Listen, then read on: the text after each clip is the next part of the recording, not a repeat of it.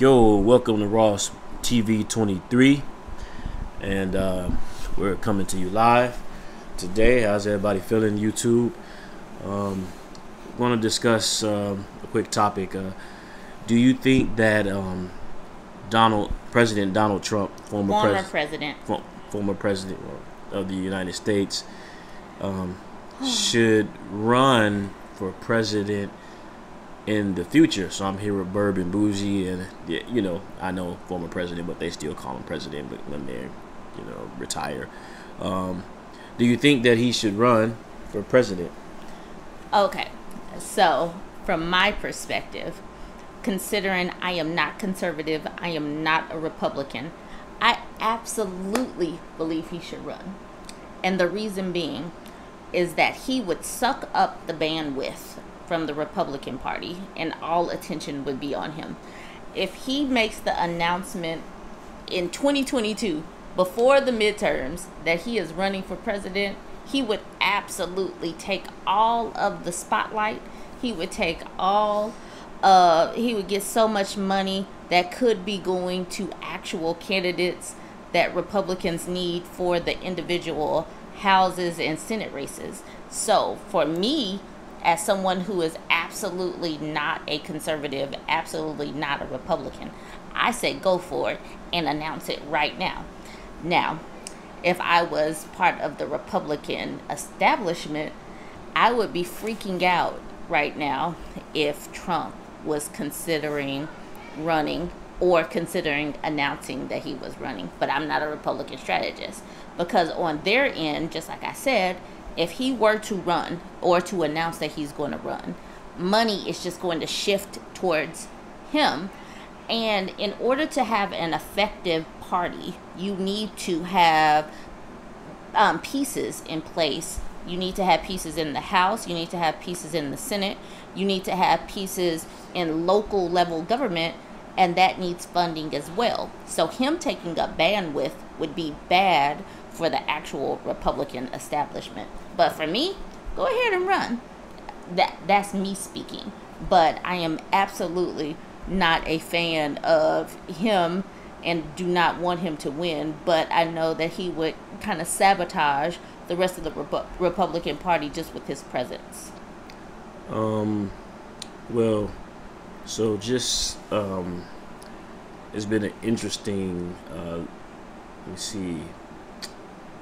Biden has been what, 2 years now? 2 years? No, not 2 full years yet. Not 2 full years. So it's been an interesting while, because before Biden we had Trump, and we had so many different things that we were dealing with in terms politically, on the global stand, national stand. We had COVID that came, and so when Trump ran for his presidency, I'm not a big fan of Trump or Biden, so I don't, like I said, I don't have an egg in the basket. But a lot of people did not expect him to win. Correct. So, as a matter of fact, there were a lot of people that I, spoke to, and they also kind of like mocked me because I thought that he would win, going up against Hillary, and a lot of people thought that I was kind of foolish, ignorant for thinking that way.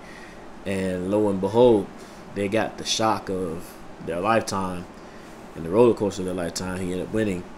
And so I'm saying that to say that, sometimes in life, you can, expect the unexpected. And so now with Biden in office, there's a lot of people against him, and his approval ratings are down. Do you think, because people are saying that he stole the election from Trump, etc., that we should not get caught up like we did last time in terms of saying that there's no chance, because anything is possible? So anything is absolutely possible. I completely agree with that. And anyone who thinks that anything is a sure thing is being silly.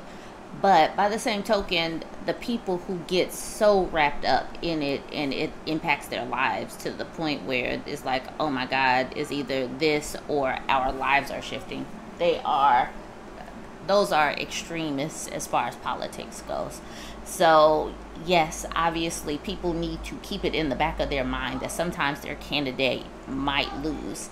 I mean, I've been voting for 20 years and I have not always had, I vote and the people that I vote for don't always win. But what do? You just go back to work and keep moving, and like your life doesn't really become so impacted by it that you can't have a conversation for it. But yes, what the Democrats do is sometimes they take for granted that that they can lose, or they get comfortable in their polling numbers, or they get comfortable in thinking that their candidate is superior. But you cannot get comfortable. Everybody has to play a game. You have to play like you're 50 points behind, not like you're tied or a couple of points ahead. You have to play politics with people like you are 50 points behind. Now, a lot of people, I've been asking, this question because I'm a person that does this.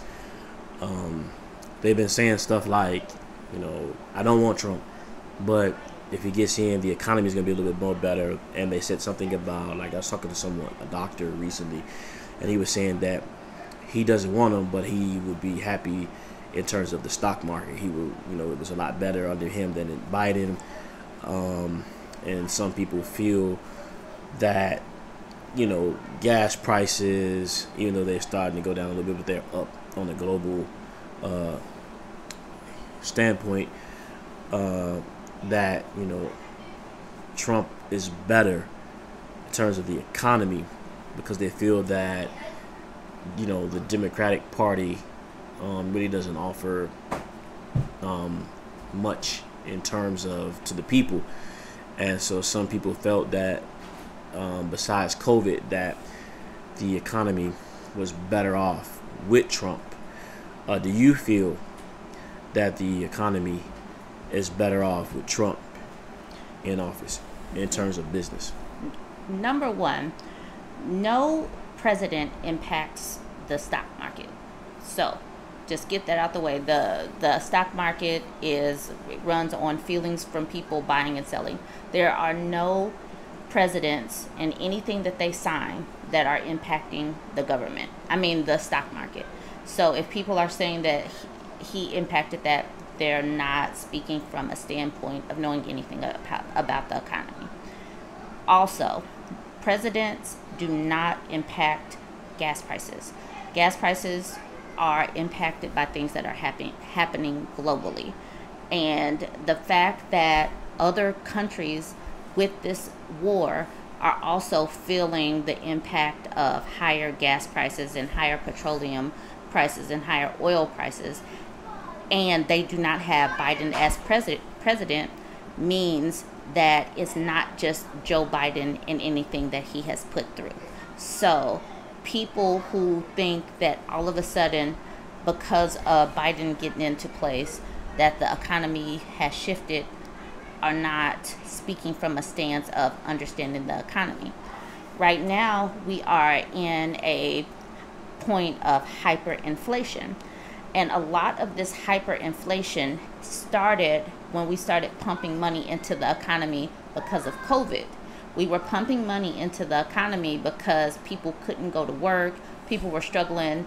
COVID really hit, and the governments had to do something. So putting a bunch of money into the economy made other things raise up in cost. That's what hyperinflation is. So nothing that is like right now is completely on Biden. And so it is out of context. It's wrong. You can't.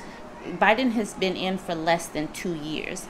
His impact on the economy is not all on Biden.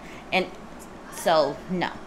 And then Trump was very much alienating the our trade partners. He was doing a lot of things that he was just like trying to antagonize our trade partners, and that caused a lot of our trade partners to not want to do business with us. He is the reason why farmers were having a hard time selling their products on the market. The rise of farmer suicides happened under Trump's watch. There were so many things globally with the market not having enough goods was under Trump. And so people are not really looking at the bigger picture, and they're not speaking from a stance of knowing anything about finances or the economy. Okay. So do you believe that there's anything that Trump possibly could have done, just to be fair, that was possibly good for the economy in his time? Or when he was in office, he was always like, America first, make America great, blah blah blah. He's like, we're going to put the tariffs on. And when he was doing all that talking about putting tariffs on from different countries, what that does is antagonize our trade market. Our trade partners. So if you're going to put tariffs on things from China, you're adding cost to China's products. And China will be like, well, if you're going to do that, instead of sending those products to America, we'll send them to other people. So he would have had to be thinking bigger. Instead of America, this is a global economy. How can I create partnerships? But instead of fostering better relationships with our trade partners, he was antagonizing Canada. He was antagonizing Mexico. He was antagonizing the countries that we typically do business with. So I do not believe that Trump was good for the economy, because America does not run on just American goods. And so if we get to the point where we antagonize other countries, they get to just control the pricing of the things that we need from them. Like when we needed things for the COVID medicine, we couldn't get it from those different countries, because it's like, why are we going to send them to America with Trump acting a fool like he is? So he could have done better, but he doesn't have the foresight to create good relationships. He thinks he's a dictator and can make people do whatever they want to do. So in short, because we're going to wrap this up. In short, you don't believe there's anything that he did good in his time. Just the short answer. Just no, you don't believe there's anything that he did good. You can't say yes or no with that. Like, I would need you to ask me something specific, but with the economy, no. I don't believe he did anything good with the economy. Good. Okay. From me. So I'm gonna kind of wrap this up. There's two quick questions, so two short, quick answers with this. A lot of his people felt the election was stolen from him, and he is still the rightful president of the United States.